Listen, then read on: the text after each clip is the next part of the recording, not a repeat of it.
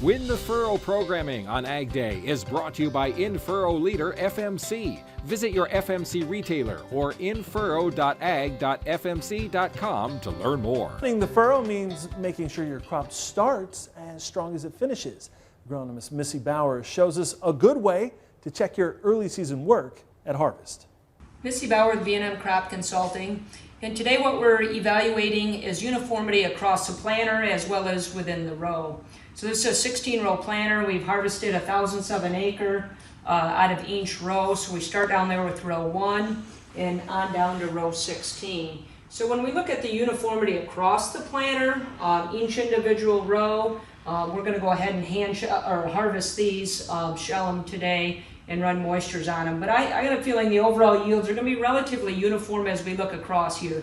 We're certainly missing, 1 to 2 ears kind of on each one that are smaller here as we look across here. But there's no rows that really stick out as being a lot different than the other rows. So as far as across the planter, I would say we've done a pretty good job of uniformity.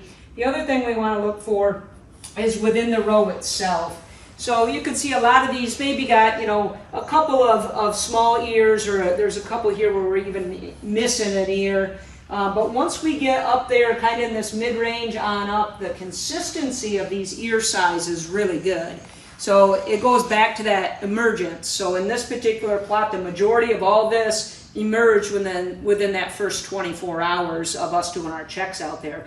There was a few that emerged after 48 hours and a couple that were later than that. And obviously didn't end up making good ears here at the end, or any ear at all. But on average, I'm pretty impressed with what we see across this consistency down each row and how many uniform ear sizes. We got a few up at the top that are a little bit larger. More likely in the field, those were next to some of these smaller ears. So with a little bit of flex in there, that's going to make up for some of that.